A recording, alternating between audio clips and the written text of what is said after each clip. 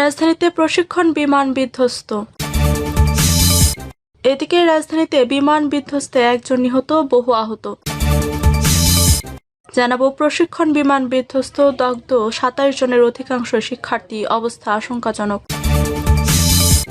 এদিকে প্রশিক্ষণ বিমান বিধ্বস্ত, নেতাকর্মীদের দ্রুত সহায়তার নির্দেশ বিএনপি জামায়াতের। জানাবো শিক্ষা প্রতিষ্ঠানে বিমান বিধ্বস্তের ঘটনায় প্রধান উপদেষ্টার শোক। এদিকে বিধ্বস্ত ভবনটিতে ক্লাস শেষে চলছিল কোচিং, ভেতরে ছিল 100 থেকে 150 শিক্ষার্থী। এবং সর্বশেষ জানাবো দেশে কিছু হলে এনসিপি জামায়াত বিএনপির দিকে আঙ্গুল তাক করে বললেন ইশরাক। শুনছিলেন সংবাদ শিরোনাম, এবারে বিস্তারিত।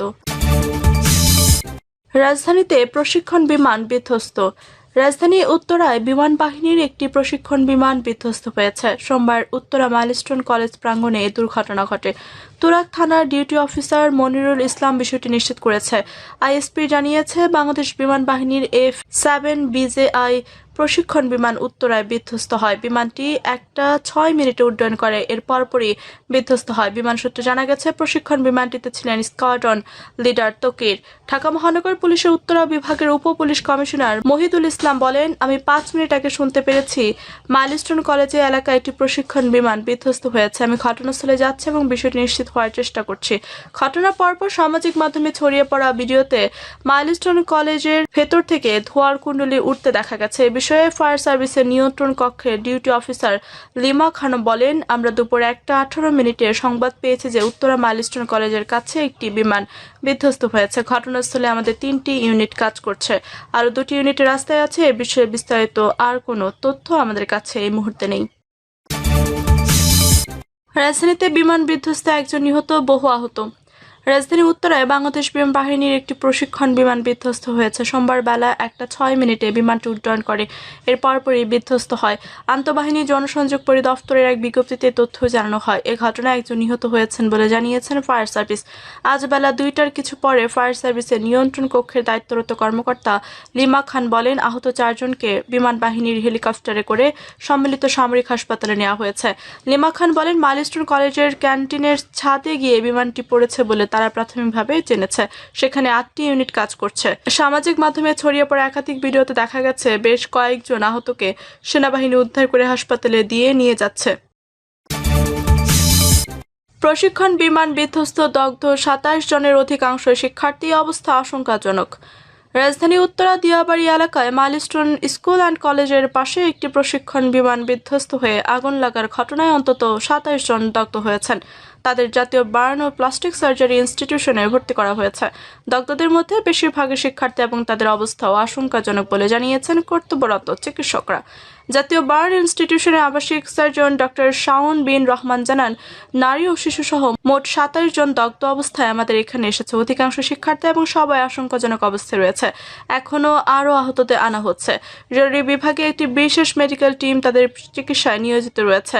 আইএসপিআর এর এক বিজ্ঞপ্তিতে জানানো হয়, সোমবার দুপুর 1টা 6 মিনিটে প্রশিক্ষণ বিমানটি উড্ডয়ন করে এবং কিছুক্ষণ পরই বিধ্বস্ত হয়। দুর্ঘটনার পর মাইলস্টোন স্কুলের হায়দার হল ভবনে আগুন ধরে যায়। প্রত্যক্ষদর্শীরা জানান, বিকট শব্দের পর হঠাৎ আগুন ছড়িয়ে পড়ে। চারপাশে ছড়িয়ে ছিটে পড়া আহতদের দ্রুত অ্যাম্বুলেন্সে করে হাসপাতালে নিয়ে যাওয়া হয়।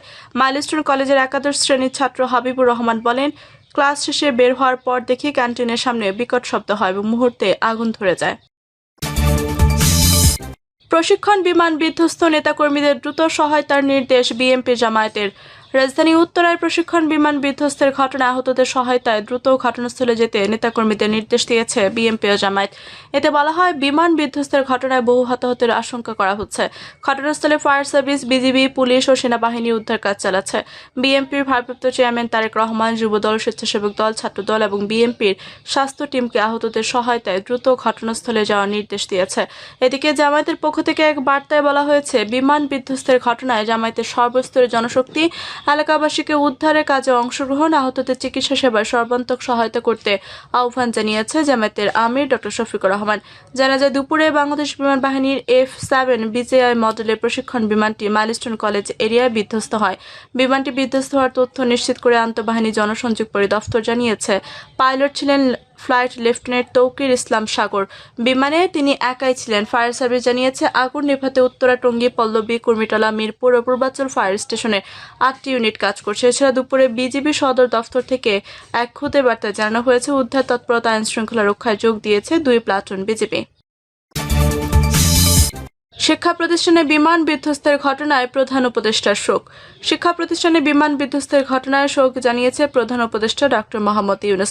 প্রধান উপদেষ্টা প্রেস উইং বিষয়টি জানিয়েছে। শোক বার্তা ডক্টর ইউনূস বলেন, রাজধানী দিয়াবাড়ি এলাকায় মাইলস্টোন স্কুল অ্যান্ড কলেজ ক্যাম্পাসে বাংলাদেশ বিমান বাহিনীর F-7 বিজিআই প্রশিক্ষণ বিমান বিধ্বস্তের হতাহতের ঘটনায় আমি গভীর শোক ও দুঃখ প্রকাশ করছি। এই দুর্ঘটনায় বিমান সেনা ও মাইলস্টোন স্কুল অ্যান্ড কলেজের শিক্ষার্থী, অভিভাবক, শিক্ষক ও কর্মচারী সহ অন্যান্যদের যে ক্ষতি হয়েছে তা অপূরণীয়। জাতির জন্য এটি একটি গভীর বেদনার ক্ষণ। প্রধান উপদেষ্টা প্রেস উইং জানায়, বার্তায় প্রধান উপদেষ্টা আহতদের দ্রুত আরোগ্য কামনা করেন এবং সংশ্লিষ্ট হাসপাতাল সহ সব কর্তৃপক্ষকে সর্বোচ্চ গুরুত্ব দিয়ে পরিস্থিতি মোকাবেলার নির্দেশ দেন। সরকার দুর্ঘটনার কারণ অনুসন্ধানে প্রয়োজনীয় ব্যবস্থা গ্রহণ করবে এবং সব ধরনের সহায়তা নিশ্চিত করবে বলে বার্তায় উল্লেখ করা হয়। বিধ্বস্ত ভবনটিতে ক্লাস শেষে চলছিল কোচিং, ভেতরে ছিল 100 থেকে 150 শিক্ষার্থী।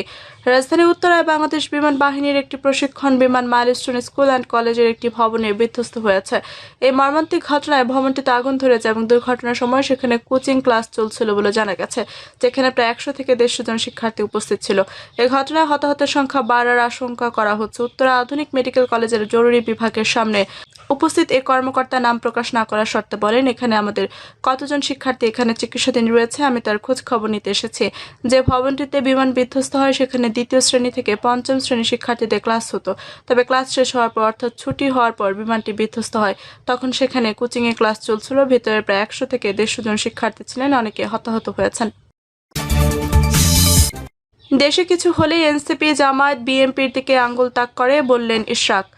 বাংলাদেশে এমন কোনো নির্বাচনী এলাকা নেই যেখানে এনসিপির কেউ জয়লাভ করবে, তাই তারা পিআর পদ্ধতির নামে নির্বাচন পিছানোর চক্রান্ত করছেন বলে মন্তব্য করেছেন বিএনপির আন্তর্জাতিক বিষয়ক কমিটির সদস্য ইঞ্জিনিয়ার ইশরাক হোসেন বলেছেন। ইশরাক বলেন, প্রতিটি ব্যক্তির বাক স্বাধীনতা আছে, তার মানে এই নয় যে আরেকজনের স্বাধীনতা হরণ করবেন, সামাজিকভাবে হেয় প্রতিপন্ন করবেন।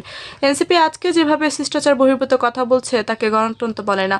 কক্সবাজারে বিএনপি নেতা সালাউদ্দিন আহমেদ সম্পর্কে নাসিরউদ্দিন পাটোয়ারি যে শিষ্টাচার বহির্ভূত কথা বলছেন তার জন্য তাকে ক্ষমা চাইতে হবে, না হলে চকরিয়ার মতো সারা দেশের জনগণ তাদের অবাঞ্ছিত করবে।